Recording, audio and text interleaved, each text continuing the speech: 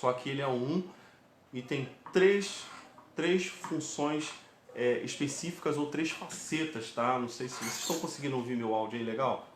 As três facetas do Evangelho. Vem cá, quem conhece aí? Quem sabe o que é? Hoje, se você perguntar aí se você conhece, né, se as pessoas da igreja conhecem o Evangelho, sabem explicar o que é o Evangelho, as pessoas normalmente não vão saber explicar de verdade o que é Evangelho. O que é Evangelho? A maioria não vai saber.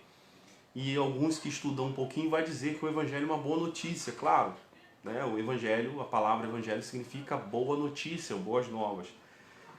Mas aí a gente não sabe também as profundezas disso e o que significa as três facetas do Evangelho. Se você tiver curiosidade de saber, mantenha aí no vídeo aí que eu vou abrir para vocês rapidinho aqui, tá? E vocês vão ficar sabendo aí as três facetas do Evangelho. A primeira faceta a gente já conhece, e eu vou falar aqui, que é a faceta da graça, tá? Todo mundo conhece isso, tá? Só quem não conhece isso é quem é surdo e cego. Se entrou pela igreja, você sabe que você é salvo pela graça, né? Isso não é dom de nós, isso não vem de nós, não vem pelas obras, e todo mundo sabe disso. Nós sabemos também que Jesus ele deu a vida dele por mim, por você, porque nós não conseguiríamos, né, cumprir com toda a lei e mesmo assim ser perfeito, né? E mesmo assim dar a vida como sacrifício. Então o que ele fez? Ele fez isso. Como, por exemplo, é como se ele tivesse ido no mercado, pagasse suas contas do mês e no fim falasse assim, cara, vai lá pegar no mercado lá, teu mês está tudo pago. Então só basta você ir lá e pegar. Então a salvação pela graça é basicamente isso. Você não precisa fazer absolutamente nada, porque Jesus fez tudo por você. Quer dizer, que ele te salvou, né? E pagou um preço altíssimo, porque o preço da salvação ele é muito alto, porque o pecado era muito grande da desobediência de Adão. Então o que acontece? O preço por esse pecado tinha que ser um preço muito alto, a vida, né? E do que nós somos salvos? Da ira de Deus. Nós não somos salvos simplesmente do inferno, nós somos salvos da ira vindoura. E a ira de quem? A ira de Deus. Que a ira de Deus vai cair sobre todas as pessoas que não se arrependerem dos pecados que se cometeram e de quem, na verdade, nós somos, homens pecaminosos. E essa, por conta dessa natureza errada, é que nós vamos pagar diante de Deus. Porque Jesus ele foi crucificado por causa dessa natureza que eu e você temos, que é a natureza da desobediência de Adão. Então essa é a faceta da graça, né, do Evangelho, a faceta chamada faceta da graça do Evangelho. Vamos chamar assim. Só que existem mais duas, que eu acho que a maioria aí, o pessoal que está aí ouvindo, que vai ouvir posteriormente, não ouviu falar. As outras duas, a segunda faceta do Evangelho, que eu quero ficar aqui um pouco, foi quando Jesus ele começou a pregar, ele começou a falar sobre o Evangelho do Reino. Bom, essa é a segunda faceta do Evangelho, a questão do Evangelho do Reino, né? O Evangelho do Reino ele é pouco pregado e pouco entendido, né? Se entende muito sobre o Evangelho da Graça.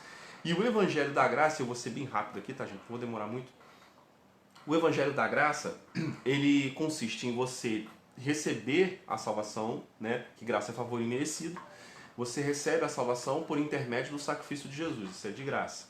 Mas tem muita gente que fica preso nisso e fica só nisso, né? A graça pela graça, e você cria a tal da hipergraça. Não sei se vocês já ouviram falar essa expressão. Hipergraça, né? E a hipergraça, ela é um problema, porque tudo você não precisa fazer nada, né? A partir do momento que você foi salvo, tudo que vai acontecer na sua vida é plano de Deus, e se você quiser meter o pé na jaca, você já está salvo e ponto final. Isso aí é chamada hipergraça. Isso é um problema sério, né? Então, para não cair nessa, cuidado, tá? Hipergraça. Então, para você não cair na hipergraça, você vai entrar pela segunda faceta do Evangelho, que é o Evangelho do Reino. E a Bíblia diz que o reino ele é tomado por esforço. Essa faceta do Evangelho do Reino, ela já é uma faceta mais prática. A do Evangelho da Graça é mais introspectiva, é mais acontece por dentro. Você recebe Jesus como seu Salvador, o Espírito Santo vem sobre você, vem, né, em você e te ajuda, que ele é o Paráclitos, o ajudador. Já da faceta do Evangelho do Reino, é mais prático, você precisa praticar, você precisa seguir os mandamentos de Deus, você precisa aprender a fazer o bem ao próximo, você precisa dar esmola, você precisa mudar a sua característica, e essa característica vai se mudando de acordo com o seu caminhar dentro do Evangelho do Reino. Porque o reino, por que o Evangelho do Reino? Existe um reino vindouro, não existe? Jesus não vai governar esse mundo, Jesus não vai governar esse sistema, Jesus não vai governar tudo isso aqui? Então, O governo de Cristo, né, ele é chamado o evangelho, o reino de Deus, é Deus governando. O reino é governo, né? Então o que quer dizer? O reino de Deus é o governo de Deus. Então o governo vindouro de Jesus, ele basicamente, o evangelho do reino consiste basicamente em você conseguir alcançar esse governo futuro para esse tempo que é agora, para essa era que é agora. Essa era agora é a era maligna, era ruim.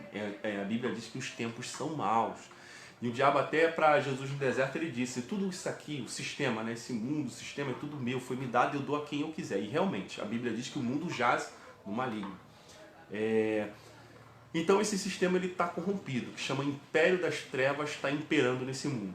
Então quando você vive o evangelho do reino, a faceta do evangelho do reino, você traz o reino futuro de Jesus para esse tempo de agora. Você implementa, você aplica nesse tempo que nós estamos hoje, o evangelho vindouro, o reino vindouro, que é o reino de Deus, o governo de Deus na terra, você traz para ele para cá agora. Mas a Bíblia diz que o evangelho, que o reino é ganhado por esforço, então há mérito em você e em mim na questão de alcançar o objetivo de conseguir propagar esse evangelho do reino e até botar ele em prática, porque ele é mais prático, né? Então o que acontece? Quando eu começo a viver e trazer para dentro de mim, com a ajuda do Espírito Santo, o evangelho do reino para esse tempo presente, eu começo a manifestar Cristo para as pessoas, que é a ajuda que o Espírito Santo nos dá para nos tornar parecido com Cristo, tá bom? Eu não sei se tá legal, vocês não estão falando nada, todo mundo quietinho, só ouvindo.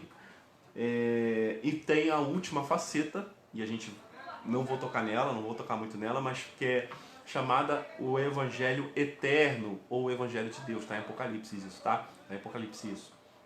O Evangelho Eterno e o Evangelho de Deus.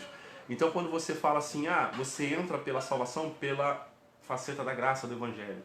Você permanece na salvação através da faceta do reino, Deus governando através da sua vida e implementando o reino vindouro nesse tempo agora.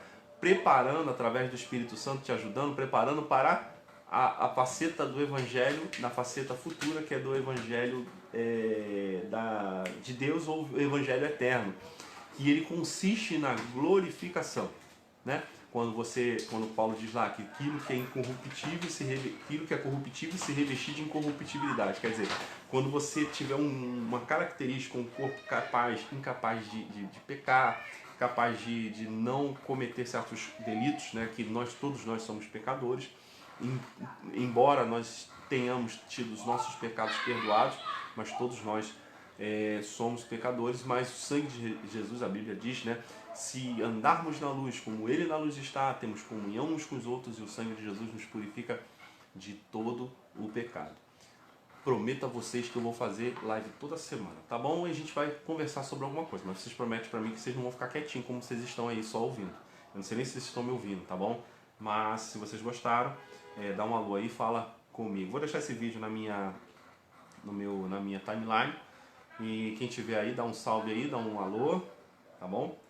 Eu agradeço aí a paciência de vocês. Paz seja com todos. Agora eu vou verificar como é que ficou o vídeo, tá bom? Meu nome é Alex Correia, sou aqui do Rio de Janeiro e tamo junto, tá bom?